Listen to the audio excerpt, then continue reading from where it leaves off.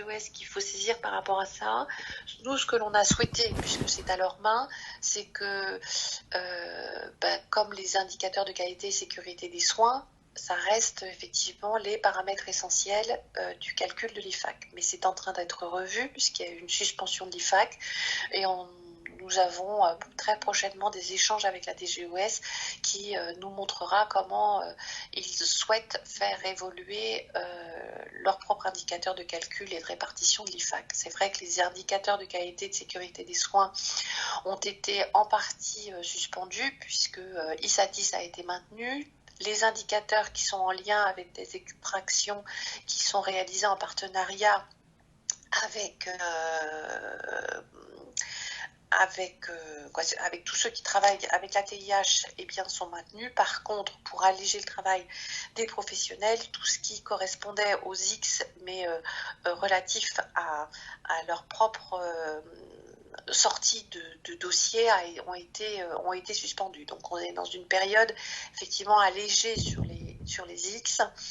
Et puis sur la certification, nous avons dû bien suspendre quasiment toutes nos visites en 2020, que ce soit des visites de suivi, soit donc que nous avons reporté et nous avons décalé. Nous avions un premier planning qui devait démarrer en novembre 2020 à l'origine.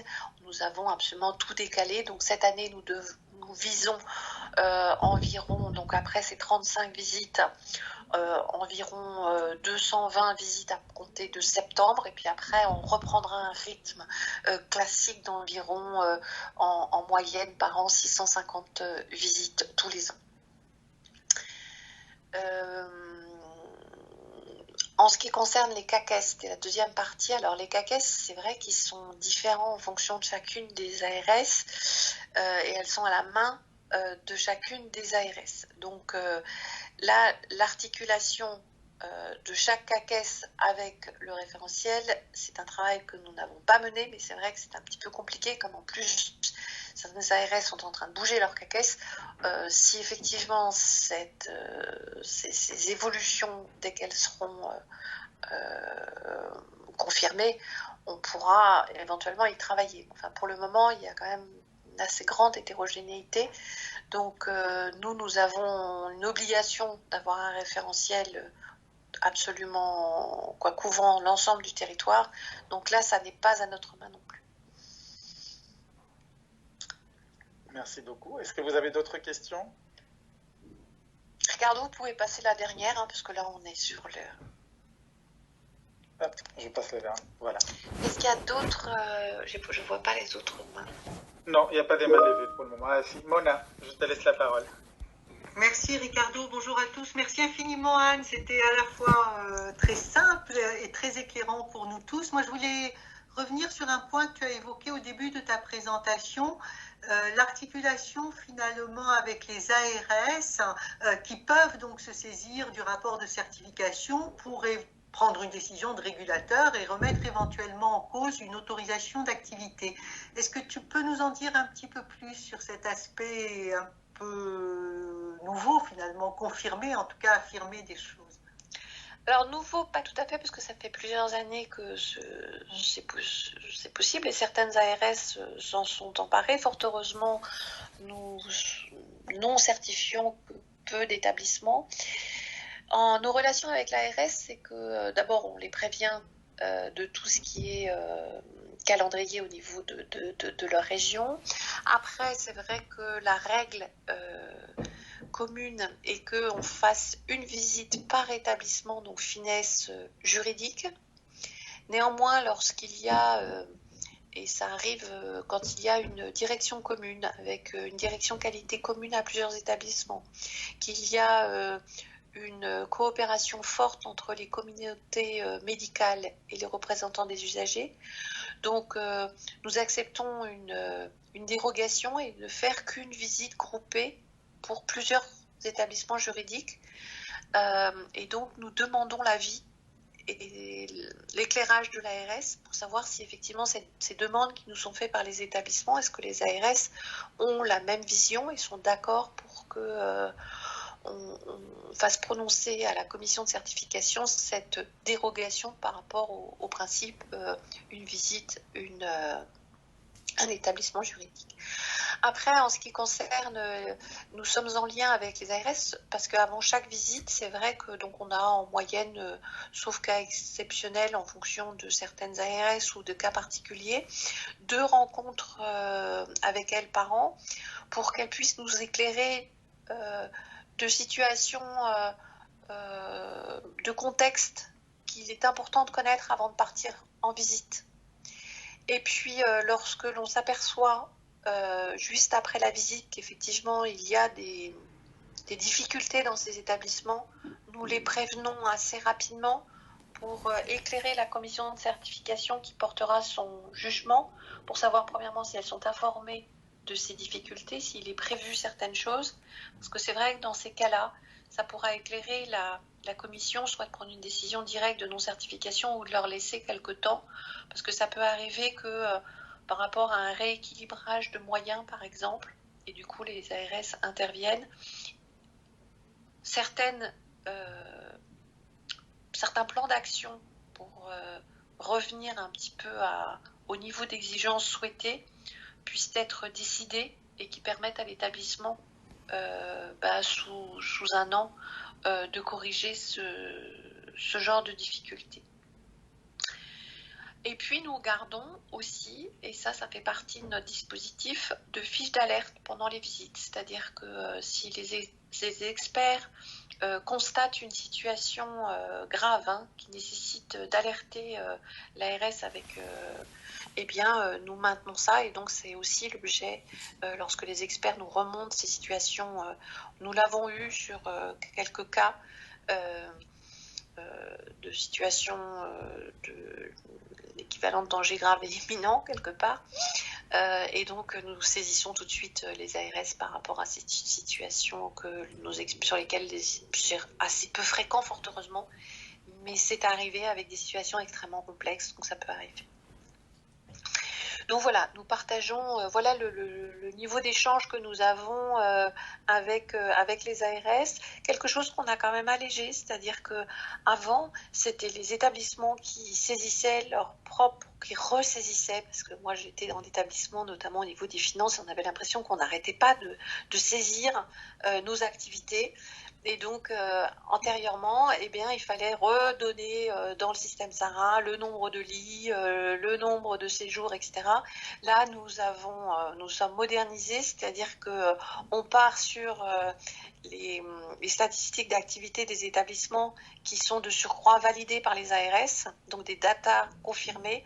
Nous partons sur ces SAE pour pouvoir définir le profil des établissements. Alors, comme on sait que les SAE, on les a forcément avec un petit peu de retard, les établissements ont la possibilité, s'ils nous disent, par exemple, il y avait dans notre SAE une activité de chirurgie, mais qu'elle a été arrêtée, par exemple, et là, ça va être aussi l'occasion de revenir vers l'ARS pour confirmer en disant, voilà, l'établissement nous a dit qu'ils étaient plus concernés par les critères de chirurgie, parce que nous avions constaté vous aviez validé une activité de chirurgie, mais qu'apparemment elle a été levée. Est-ce que vous pouvez nous confirmer qu'effectivement on peut retirer tous les critères liés à la chirurgie, par exemple? Donc c'est aussi l'occasion d'être en lien avec les ARS. Donc les établissements, c'est plus simple parce que ils n'ont plus à faire de ressaisie avec toutes les erreurs de recopie que ça impliquait. Les ARS qui antérieurement devaient nous valider ces données qui étaient saisies par les établissements et qui avaient qui peinaient à les faire, ce que je comprends bien, là elles valident les SAE, donc c'est aussi beaucoup plus simple pour tout le monde. Donc on a levé ces problématiques de saisie et de ressaisie. Merci Anne. Merci beaucoup. Il y a encore une question écrite, je vous laisse la lire. Les nouvelles modalités de financement de l'activité en psychiatrie ainsi que la réforme des autorisations devraient impacter les pratiques dans les CHS ou établissements multi-activités. Ces modalités potentielles ont-elles été anticipées, seront-elles abordées plus tard? Alors, les modalités de financement de l'activité en psychiatrie, je ne suis pas sûre on verra quand elles ressortiront, mais je ne suis pas sûre qu'elles aient un impact direct sur la qualité des soins et sur les pratiques pratique. Bon, on verra, ça sera certes peut-être sur des effets induits, mais je pense qu'il faudra attendre un petit peu avant de les voir. En tout état de cause, oui, on a prévu tous les ans, si par exemple on avait comme là, mais aussi sur des nouvelles recommandations de pratiques qui arrivaient au fur et à mesure, eh bien annuellement de faire vivre notre référentiel et d'introduire eh bien dans le référentiel les nouvelles recommandations, et puis s'il y a lieu d'adapter, on verra. Maintenant, on est quand même tenu à une certaine homogénéité de démarche. Il ne serait pas très logique que nous ayons un référentiel différent entre ceux qui seront soumis à une version à l'année 2021 et ceux qui auraient la version 2025. Donc, on l'adaptera pour pas être hors d'eau, mais bien sûr, on fera en sorte que, mais de toute façon, sur certains critères de base, les recommandations de bonne pratique, par exemple, sur le respect du patient, sur le respect de sa dignité, c'est pas nouveau. Et je crains que ça reste stable et ça sera des fondamentaux qui resteront pendant des années. Mais à la marge, il y avait des adaptations. Oui, on a prévu des évolutions, mais on communiquera bien évidemment à ce moment-là. Alors, l'absence de financement de l'accès aux soins somatiques, par exemple. Alors, nous avons déjà un critère par rapport à ça, dédié à la psychiatrie, où effectivement nos experts vont vérifier qu'effectivement il y a une évaluation somatique avant la prise en charge en psychiatrie. Donc là, on a déjà intégré dans le référentiel cette exigence-là. Si maintenant elle était confirmée par le financement, ça ne fera que renforcer. Si on n'a pas plus de questions, je vous laisse finaliser, Madame Chevrier, puis ensuite je donnerai la parole à Sophie Martinon. Écoutez, juste pour vous dire que Mona fait partie aussi, représente l'ANAP au comité de concertation, que ce référentiel n'est pas que le fruit de la production HAS, puisque nous avons co-construit, nous avons pris du temps, ça a été un travail de longue haleine, de construire et de ce nouveau référentiel qui est quand même pour certaines parties un petit peu en rupture avec les tendances de la V2014 quand même, et qu'elle a été co-construite avec bon nombre de professionnels, bon nombre de représentants d'usagers, dont vous avez fait partie. Donc voilà. Merci beaucoup. Je vois que quelqu'un d'autre a levé la main. Pardon. Jamel, je te laisse la parole. Oui, bonjour à toutes et à tous. Merci pour cette présentation. J'avais une petite question. Le contexte de crise a mis en évidence l'importance de la fonction transport sanitaire. D'ailleurs, l'ANAP a fait une table ronde en début de semaine sur le sujet. Je voulais savoir si, dans le cadre de cette nouvelle certification, il y avait un focus un peu particulier sur cette fonction transport, avec notamment des indicateurs qualité qui permettaient en tout cas d'intégrer une meilleure prise en charge des patients et éviter le temps d'attente. Merci. Alors absolument, et si vous allez sur le site, vous verrez, il y a une fiche pédagogique dédiée pour justement cette approche transport avec des critères dédiés, et nous avons une méthode dans le cadre du traceur ciblé, des grilles spécifiques pour l'évaluation du transport, où bien on va prendre au hasard,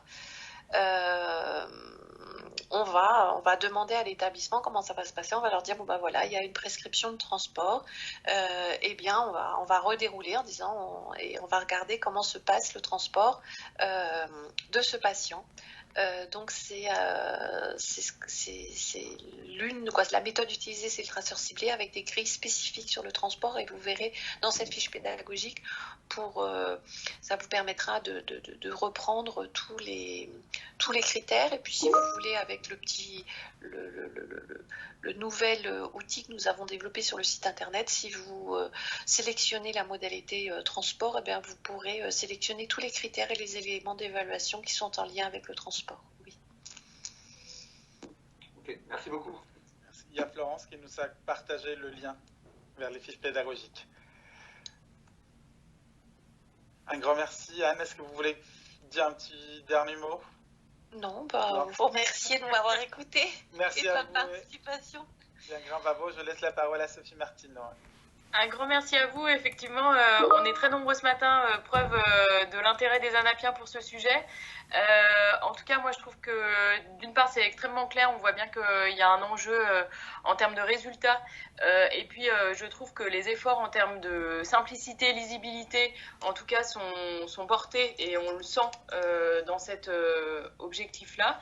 Et puis, du coup, effectivement, maintenant, la question qui est devant nous, c'est les retours de terrain et la mise en œuvre pratique. Quoi. Je comprends que vous piétiniez pour lancer les choses en termes de visite, de certification. Et nous aussi, on sera très preneurs, effectivement, par la suite, des principaux retours et puis aussi des principales difficultés que les professionnels identifieront, parce que je pense que c'est là-dessus qu'on peut ensemble avoir une action concrète et puis du coup, mettre nous, finalement, en synergie ce qu'on est capable d'apporter aux professionnels et qui, du coup, ça leur servira dans une logique d'amélioration de la qualité et de la sécurité des soins. Donc vraiment, vraiment un grand merci pour votre mobilisation ce matin. Sophie, ce que je voulais rajouter, c'était que par rapport à la conception qu'on a vue en amont, c'est que, à la différence de la V2014, selon le profil de l'établissement, on voit tout. Je m'explique. Par exemple, sur l'HAD, alors quand l'établissement était que HAD, on allait voir la thématique HAD, bien évidemment. Mais pour un établissement qui avait une petite unité HAD, on n'évaluait pas systématiquement cette thématique. Là, on va systématiquement les voir. Donc, et comme on va avoir de la data, ce qu'on espère, mais ça il faut qu'on ait les résultats, c'est avoir une capitalisation qui va nous permettre de mettre en exergue effectivement ces écarts-là de façon quanti. Parce que jusqu'à présent, on n'avait que du verbatim et isolé. Et comme on ne voyait pas toutes les thématiques qui n'étaient pas obligatoires partout, là, c'était effectivement, jusqu'à présent, c'était très frustrant de faire une synthèse. Là, on vient de le faire, par exemple, sur la psychiatrie, mais on ne peut rendre ces données, puisque c'est que sur des écarts, que sur les établissements monopsychiatriques. Alors, c'est pas la majorité d'ensemble. Là, pour le coup, on aura des données sur tous les établissements. Donc, on espère quand même qu'on va pouvoir capitaliser et revenir vers vous et vers d'autres, justement pour avoir un observatoire plus efficace sur les évolutions. D'accord, donc une démarche d'amélioration continue avec quasiment la possibilité d'identifier les points noirs ou à l'inverse les points verts et du coup de mettre moins d'efforts sur certains sujets et au contraire plus sur d'autres. Effectivement, moi je pense que ça c'est vraiment des échanges dont on sera preneur par la suite et qui sont au bénéfice de tous, quoi, qu'on puisse mieux objectiver finalement la situation dans les établissements. Écoutez, excellent. Alors, merci à vous. À vous également et puis à bientôt. Et puis, merci beaucoup. À bientôt. Au revoir, Florence. Merci beaucoup. Au revoir, merci à tous. Alors, au revoir à toutes les deux. Et si les Anapiens, vous pouvez rester quelques minutes, je vous en serai très reconnaissante. Au revoir, merci. Merci, Anne. À bientôt. Merci, au revoir. Je m'en vais, j'étais juste en train de vous mettre le lien. Merci à vous. Je m'en vais tout de suite. Merci beaucoup, Florence. À bientôt, Florence. Au revoir. Je m'en vais, voilà. Merci beaucoup et bon après-midi. Merci à toi, Florence. Bonne journée, bonne semaine. Merci beaucoup. Bonjour à tous. Deuxième bonjour en fait, finalement, on se répète, mais j'avais pris l'engagement auprès de vous de revenir vers vous un petit peu sur les suites après l'annonce de mon départ vendredi dernier. C'est ce que je fais aujourd'hui. D'abord pour vous dire que la décision concernant mon successeur n'a pas encore été prise et que donc on s'oriente vers une période d'intérim pour la direction générale de l'agence. Et puis vous dire ensuite que j'ai sollicité Francis Fellinger pour assurer cet intérim, qui m'a fait l'honneur et le plaisir d'accepter cette mission. Donc j'ai proposé son nom pour qu'il puisse ensuite être nommé officiellement par le ministère, puisque c'est une nomination par via d'arrêté, en fait, comme le directeur général de l'agence classique. Peut-être vous dire aussi qu'il y a deux raisons qui ont présidé à mon choix. Le premier, c'est que ma conviction, c'est qu'aujourd'hui, l'enjeu pour l'agence, c'est moins le fonctionnement interne qui est assuré par l'équipe du CODIR et en laquelle j'ai toute confiance, mais que l'enjeu pour moi, c'est vraiment celui de ce qui est en train de débuter, qui est la mission IGAS, et que pour moi, Francis est aussi sans doute le mieux placé pour porter et défendre, si ça s'avérait nécessaire, la position de l'agence, le rôle de l'agence dans le système de santé comme soutien des professionnels. Et je pense que c'est important pour moi qu'il puisse jouer ce rôle dans les mois qui viennent. Je pense que c'est aussi une façon de renforcer l'équipe du CODIR et que chacune reste mobilisée finalement à sa place pour mettre en œuvre les actions décidées dans le programme de travail. Et on sait qu'on a aujourd'hui un programme de travail qui est dense et ambitieux. Donc voilà, je voulais du coup vous le dire le plus rapidement possible, puisque comme vous l'avez compris, la nouvelle ne sera officielle probablement qu'une fois que l'arrêté sera sorti. Donc là, j'ai moins de visibilité, ça va prendre un petit peu de temps. C'est un texte qui passe par toutes les arcanes officielles, mais qui devrait être publié avant le 6 avril. En tout cas, je l'espère. Et puis vous dire aussi que dans la période qui s'ouvre, bien évidemment, on a débuté un tuilage avec une transmission des principaux dossiers avec Francis pour qu'il soit à même, évidemment, de pouvoir reprendre les sujets en cours sans qu'il y ait de flottement. Voilà, donc les choses sont lancées. Je vais évidemment faire un petit mail à tous pour vous confirmer cette information pour ceux qui n'ont pas pu assister à ce tour d'horizon malgré ce thème extrêmement attractif. Et puis du coup, je vous souhaite à tous une excellente semaine et j'espère que j'aurai l'occasion de revoir chacun d'entre vous. Alors peut-être pas dans les 15 jours qui viennent, mais en tout cas même plus tard. Voilà, je suis en train de réfléchir pour organiser aussi les choses, puisque comme vous vous en doutez, il n'y aura évidemment pas de pot de départ, mais que je trouve ça bien dommage et que c'est une des complexités liées à la situation actuelle. Mais voilà, donc je fais avec, mais je le regrette et je réfléchis pour trouver une alternative. Voilà. Et donc du coup, j'aurai le plaisir de croiser certains d'entre vous dans les 2 semaines qui viennent, mais certainement pas tout le monde. Donc voilà, à voir comment quelque chose peut s'organiser, mais en tout cas, je vais essayer de ne pas partir sans vous dire au revoir. Et j'espère que dans tous les cas, on pourra